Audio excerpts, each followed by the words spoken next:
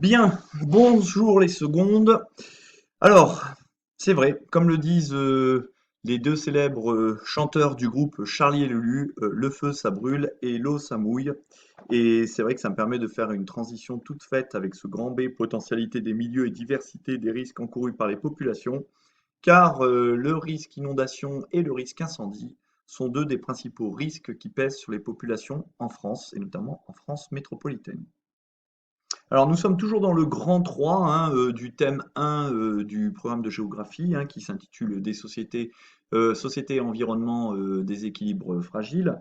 Et nous sommes donc ici dans la troisième partie, à l'échelle de la France, c'est-à-dire la métropole et les territoires ultramarins, des milieux entre valorisation et protection. Donc, nous avons vu en grand A une étude de cas sur Saint-Martin reconstruire cette île après l'ouragan Irma, étude de cas que nous avions corrigée lors du dernier cours, et par la suite, nous avions commencé le grand B, potentialité des milieux et diversité des risques encourus par les populations. Donc, pour lister les potentiels de la France, je vous avais demandé de regarder cette carte, page 76-77. Et donc, nous avions noté que la France était un territoire qui offrait de nombreuses potentialités, que c'était un territoire hautement privilégié. Je vous avais d'ailleurs dit que les Allemands disaient de ce territoire heureux comme un Français en France, preuve s'il en est que la France était vue par les Allemands comme un territoire très privilégié, que nous avions beaucoup de chance de vivre dans ce territoire. Alors, quels sont les potentiels de la France? Déjà, je vous avais dit que la France était un pays qui se situe à des latitudes moyennes, donc où il fait finalement ni trop chaud ni trop froid, avec des climats tempérés, sans excès, c'est-à-dire qu'il fait encore une fois des hivers qui sont froids mais sans excès, des étés qui sont chauds mais qui ne sont pas arides, même s'ils tendent à devenir de plus en plus caniculaires sous l'effet du changement climatique. La France possède une grande ouverture maritime. La France est ouverte sur trois mers et un océan. Ici, il y a la mer du Nord, ici la Manche, l'océan Atlantique et la mer Méditerranée. La France donc possède des milliers de kilomètres de littoraux. La France est également parcourue par de grandes vallées fluviales, on en avait parlé, qui sont de grands axes de communication. Ici, la vallée de la Loire, ici, la vallée de la Seine, là, la vallée du Rhône, ici, la vallée de la Garonne, ici, la vallée du Rhin. Donc, ce sont des grands axes de communication, des grands couloirs de communication sur lesquels on reviendra tout à l'heure quand on parlera des aménagements humains. La France a également une position idéale parce que je vous avais dit que c'était un carrefour en Europe, la France. Elle se trouve en situation de carrefour, notamment entre l'Europe du Nord et l'Europe du Sud, notamment entre le Royaume-Uni, par exemple, et l'Italie. Vous êtes obligé de passer par la France. Entre la Belgique, l'Allemagne, les pays scandinaves, si vous voulez vous rendre en Espagne ou au Portugal, vous êtes également obligé de passer par la France. Donc notre pays a toujours su tirer profit, on va dire, de cette situation privilégiée qui fait que de nombreuses routes, et notamment des routes commerciales, l'ont emprunté depuis très longtemps. Alors, la France, ce n'est pas que la partie européenne de la France, en comprenant les îles qu'on appelle la métropole. La France, c'est également des territoires d'outre-mer. Alors ici, on ne vous les a pas tous représentés, on vous a simplement représenté les départements et les régions d'outre-mer, au nombre de 5, qu'on connaît aussi sous l'acronyme DROM. C'est la Guyane, la Martinique, la Guadeloupe, la Réunion et Mayotte. Alors la France d'outre-mer, elle a un potentiel plus contrasté. Alors, une partie de nos territoires d'outre-mer se situe dans la zone intertropicale. Donc la zone intertropicale, comme son nom l'indique, c'est la zone entre les tropiques. Donc ici, vous avez le tropique du Cancer et ici, vous avez le tropique du Capricorne. Et au milieu, entre les deux, vous avez ce qu'on appelle l'équateur. Et donc cette zone intertropicale, elle est caractérisée par des climats chauds et humides. C'est le domaine de la jungle, c'est le domaine du vert ultra présent, où tout pousse très facilement.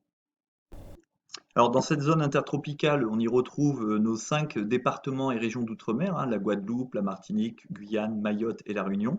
On y trouve également d'autres territoires ultramarins qui n'ont pas le même statut, qui ne sont pas des DROM, des départements régions d'outre-mer, mais qui sont des COM, comme Saint-Martin qu'on a vu dans l'étude de cas, ou Saint-Barthélemy, la Polynésie française, mais aussi Wallis-Futuna, la Nouvelle-Calédonie. donc caractérisée donc par un climat chaud et humide dont j'ai parlé précédemment. Mais tous les territoires d'outre-mer français ne sont pas situés en zone chaude. Nous avons également des territoires comme Saint-Pierre-et-Miquelon, comme les TAF, c'est-à-dire les terres australes et antarctiques françaises, à savoir les îles Crozet, Kerguelen, la Terre Adélie, Saint-Paul, la Nouvelle-Amsterdam, qui, ces territoires, pardon, sont plutôt situés dans des milieux froids. Mais en tout cas, grâce à tous ces territoires, la France dispose de la seconde zone économique exclusive mondiale. Alors la zone économique exclusive, je vous avais expliqué, c'est un cercle que l'on peut tracer à partir d'un point. Ce sont tous les territoires qui sont situés à moins de 370 km de ce point. Tous ces territoires appartiennent à la France. C'est la partie marine qui va appartenir à la France. Je prends l'exemple de l'îlot de Clipperton, ici, au large du Mexique. Eh bien, cet îlot donne à la France une superficie très importante parce qu'à partir de ce tout petit îlot, qui est un confetti dans l'océan Pacifique, eh bien, la France possède les 370 km de mer qui sont tout autour. Donc, vous tracez un cercle de 370 km de rayon, ce qui correspond à 200 milles nautiques. Plus qu'une mille, c'est 1,85 km. Et donc ces 370 km de mer tout autour de l'île, eh bien, appartiennent à la France, c'est-à-dire toutes les ressources qui s'y trouvent lui appartiennent. Donc les poissons, évidemment, pour la pêche, mais également les ressources minières que l'on peut trouver au fond des océans, ou bien les ressources d'hydrocarbures. Donc c'est très important pour la France, et ça lui donne la deuxième zone économique exclusive mondiale derrière les États-Unis. Alors ensuite, nous avions vu qu'en France, les milieux étaient occupés et anthropisés depuis très longtemps, hein. Alors anthropisé, je vous avais expliqué, c'était le fait que les milieux ont été transformés par les sociétés humaines. Alors ces sociétés humaines sont installées en France depuis très longtemps, puisque vous savez, on trouve des traces d'occupation humaine dès la préhistoire, dès le Paléolithique. On n'a pas besoin d'aller chercher bien loin du Limousin, vous allez en Dordogne voisine, et vous savez que vous trouvez la grotte de Lascaux notamment, la présence des hommes de Cro-Magnon. De même, si vous allez en Ardèche, vous trouvez la grotte Chauvet. Donc il y a de très nombreuses grottes et de sites préhistoriques en France qui montrent que la France est occupée depuis très longtemps par les hommes parce que la France offrait un potentiel aux hommes préhistoriques qui était loin d'être négligeable, c'est-à-dire du gibier, un climat pas trop rude pour l'époque. Et donc, ça explique en partie l'installation des hommes sur notre territoire. Donc, ce territoire est depuis longtemps aménagé par les sociétés humaines qui l'ont aménagé pour en exploiter les ressources. C'est pour ça que ce territoire a été transformé. Donc, les milieux ont été aménagés, notamment les campagnes. Quand vous voyez une campagne, vous associez ça à la nature. Quand vous voyez une forêt, vous associez ça à la nature. Or, ce sont en fait des territoires qui ne sont pas forcément naturels, même loin d'être naturels. La campagne est très aménagée par les hommes. Les champs sont aménagés par les hommes. Des forêts ont été arrachées, des chemins ont été tracés, des clôtures ont été posées. Donc ce n'est pas un paysage naturel, ce n'est pas un paysage vierge de toute occupation humaine. De même que si vous voyez une grande forêt comme dans les Landes ici, eh bien ce n'est pas un paysage naturel, puisque c'est une forêt artificielle qui a été plantée au 19e siècle. Autre aménagement humain que l'on trouve, évidemment, ce sont les villes. C'est l'aménagement humain type. Quand on pense aménagement humain, on pense ville, parce qu'il y a une très forte densité humaine et beaucoup de construction. Eh bien, ces villes, de même que les infrastructures de transport, c'est-à-dire voies de chemin de fer, autoroutes, routes nationales, sont souvent localisées dans les grandes vallées fluviales. On l'avait vu avec vous, donc par exemple la vallée du Rhône, on voit bien l'importance densité de population, puisque cette carte est une carte des densités, même si elle s'intitule France du vide et France des pleins, donc elle indique le nombre d'habitants par kilomètre carré, avec une gamme de couleurs qui tend du blanc vers le violet. Et on voit bien que ici se dessine la vallée du Rhône entre Lyon et Marseille, de même qu'ici se dessine la vallée de la Seine avec Rouen et Paris, de même que là on voit la vallée de la Loire avec Nantes, Tours, Orléans, ici la vallée de la Garonne entre Bordeaux et Toulouse, et enfin ici la vallée du Rhin avec la ville de Strasbourg. Donc depuis très longtemps, les hommes se sont installés dans les vallées fluviales, dès la préhistoire, j'ai envie de vous dire, encore une fois, c'est pas un hasard si on trouve beaucoup de sites archéologiques en Dordogne, près de la Dordogne, parce que on avait à la fois de l'eau douce, On a l'eau pouvait être utilisée comme un moyen de transport. L'eau est source également de microclimat. Et l'eau également est utilisée pour l'agriculture. Donc pour toutes ces raisons, les hommes se sont installés près des cours d'eau. Et les grandes vallées fluviales, souvent, ont tracé leur route en, en creusant leur voie à travers des plateaux, à travers des montagnes, ce qui finalement favorise la circulation humaine. Et c'est pour ça qu'aujourd'hui, ben, vous trouvez par exemple l'autoroute A7, le Paris-Lyon-Marseille, qui va emprunter la vallée du Rhône. C'est un axe de communication naturel. Alors les cours d'eau ont été maîtrisés en France depuis très longtemps, hein, à l'aide de barrages, comme ici le barrage le plus haut d'Europe qui s'appelle le barrage de Serponçon dans les Alpes. Alors ces barrages, ils servent d'abord historiquement, pardon, à produire des réserves d'eau pour les saisons plus sèches, hein. Par exemple ici, ça permet d'irriguer la vigne en été quand il fait chaud, hein, notamment dans des régions comme le sud-ouest. Donc ici on voit une irrigation par aspersion.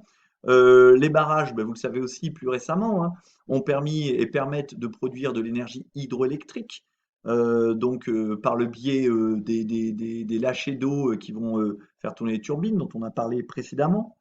Euh, la France a vu également ces milieux mis en valeur à travers l'agriculture, une agriculture qui s'adapte au terroir, c'est-à-dire qu'ici, par exemple, nous avons des plaines, eh bien, les agriculteurs ont développé le type d'agriculture qu'on appelle des open fields, c'est-à-dire des champs ouverts. Donc, ce sont ces immenses parcelles plates pratiquement à l'infini, hein. On en voit le début, on n'en voit pas la fin, parce que dans les années 50-60 en France, on a beaucoup fait de ce qu'on appelle du remembrement, c'est-à-dire que entre ces parcelles avant, ben, il y avait des haies, par exemple, qui peuvent encore se deviner peut-être. Eh bien, ces haies ont été arrachées pour qu'on fasse des grandes parcelles géométriques parce que la mode était à l'utilisation de machines, notamment de tracteurs, pour pouvoir ben, produire davantage, avoir des rendements plus élevés. Donc il fallait remembrer, c'est-à-dire additionner des petites parcelles, arracher les haies entre elles pour en faire d'immenses. Donc ça a été particulièrement développé dans les espaces plats en France, donc les plaines par exemple du bassin parisien, la Beauce, dans le bassin aquitain également, donc près de Bordeaux, et puis, par exemple, si vous prenez la route de Limoges à Paris, eh bien, dès que vous dépassez Châteauroux, on a ce qu'on appelle la Champagne-Berrichonne et vous avez des champs de céréales à perte de vue. On en voit le début, on n'en voit pas la fin. Donc ici, c'est un paysage qu'on appelle open field. Donc c'est le grand domaine de la céréaliculture. Euh, Ici, c'est un paysage qui vous est plus familier. C'est un paysage de plateau où on pratique l'élevage extensif dans un paysage de bocage. Le bocage, ce sont des champs qui sont entourés par des haies. Ces haies qui abritent toute une faune qui va entretenir naturellement les champs et une végétation qui va, lorsqu'elle se dégrade à l'automne également, entretenir les champs. Donc ces paysages de bocage sont souvent la caractéristique des milieux, des plateaux. Donc on voit qu'on a une agriculture qui s'adapte au relief.